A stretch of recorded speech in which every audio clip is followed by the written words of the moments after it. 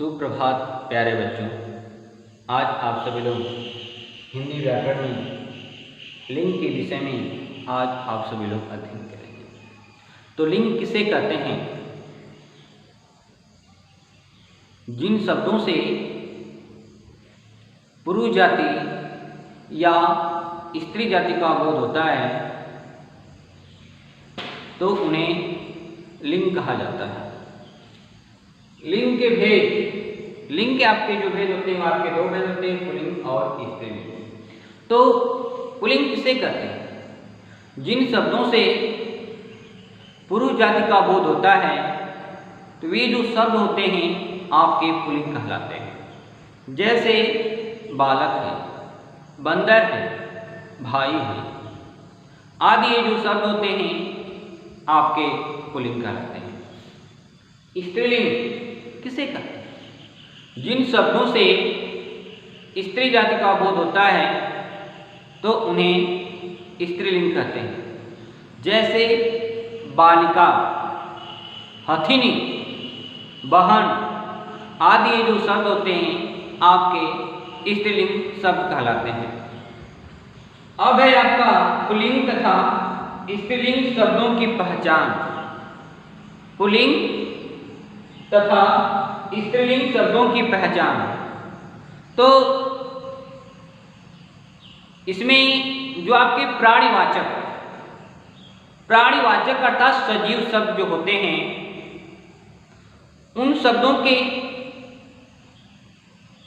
लिंग जो निर्धारित किया जाता है शब्दों के अर्थ के अनुसार ही प्राणीवाचक अर्थात जो सजीव शब्द होते हैं उनका लिंग निर्धारित किया जाता है उस शब्द के अर्थ के अनुसार।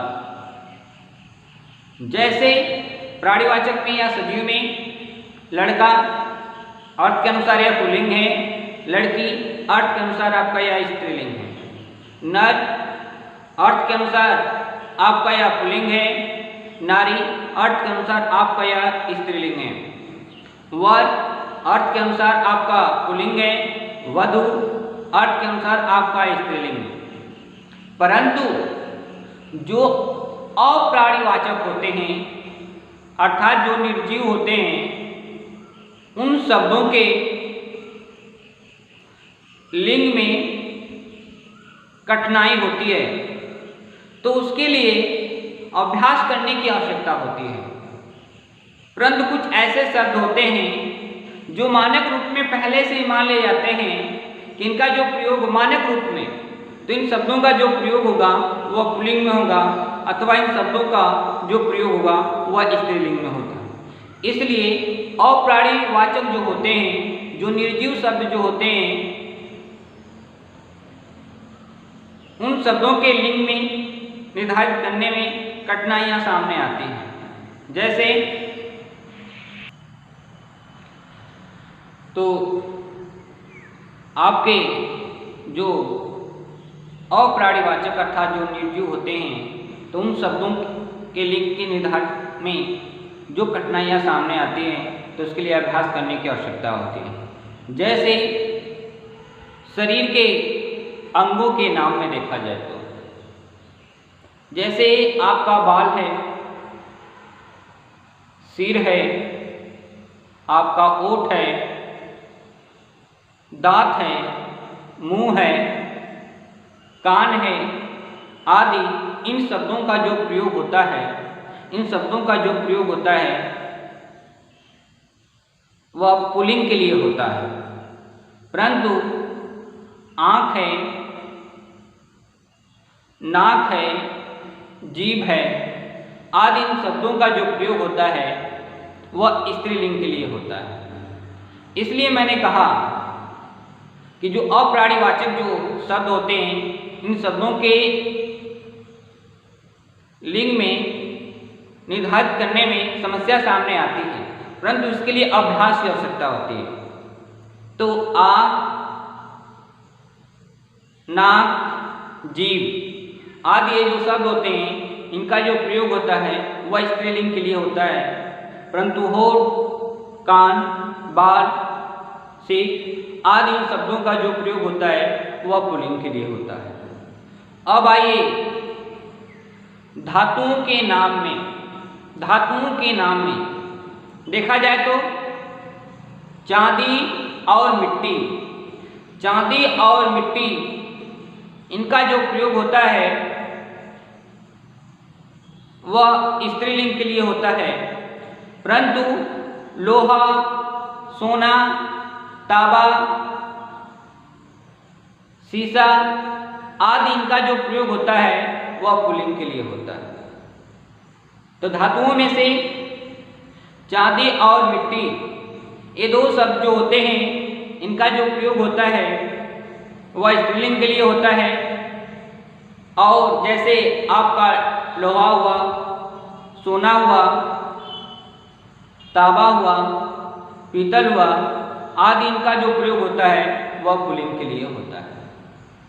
अब आइए अनाज के नाम में जैसे आपका मक्का,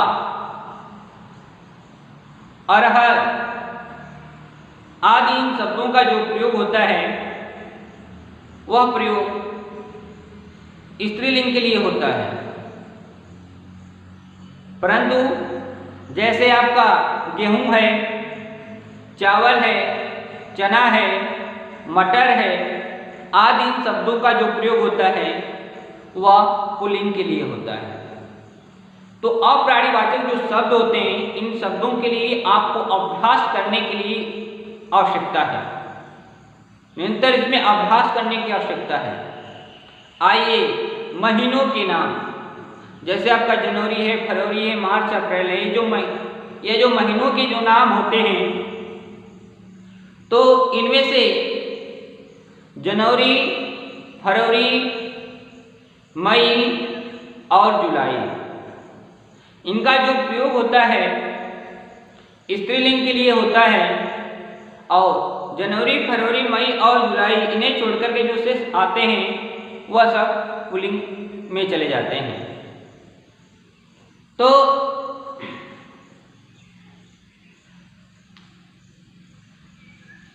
यह तो था पुल्लिंग अथवा स्त्रीलिंग शब्दों की पहचान, जो प्राणीवाचक है या जो अप्राणीवाचक है या जो सजीव है, जो निर्जीव है। तो इन शब्दों की पहचान किस प्रकार से और कैसे की जाती है। तो अप्राणीवाचक के लिए मैंने बताया, प्राणीवाचक के लिए तो मैंने बता दिया कि शब्द के अर्थ के अनुसार इनका प्रयोग किया जाता है, परंतु अप्राणीवाचक के लिए समस्या उत्पन्न होती है, कठिनाइयाँ सामने आती हैं। तो कुछ मानक रूप में भी होता है, तो प्रयोग के जैसे कि मानक रूप में पहले से मान लिया जाता है तो उसके लिए अभ्यास करने की आवश्यकता होती है। अब आइए कुछ अन्य शब्द होते हैं व्याकरण की दृष्टि से जिनमें विशेष ध्यान देने की आवश्यकता होती है। जैसे कवि है, कवि जो शब्द होता है आपका पुल्लिंग है, परंतु इस कवि शब्द का जो आपका स्त्रीलिंग होगा वह होता है कवयित्री होता है। जैसे वर होता है, वर आपका पुल्लिंग है, इसका जो स्त्रीलिंग होगा आपका वधू। विद्वान जो शब्द है आपका पुल्लिंग है और इसका जो स्त्रीलिंग होगा आपका विदुषी। तो आदि ये जो शब्द होते हैं इन शब्दों पर आपको ध्यान देने की आवश्यकता है।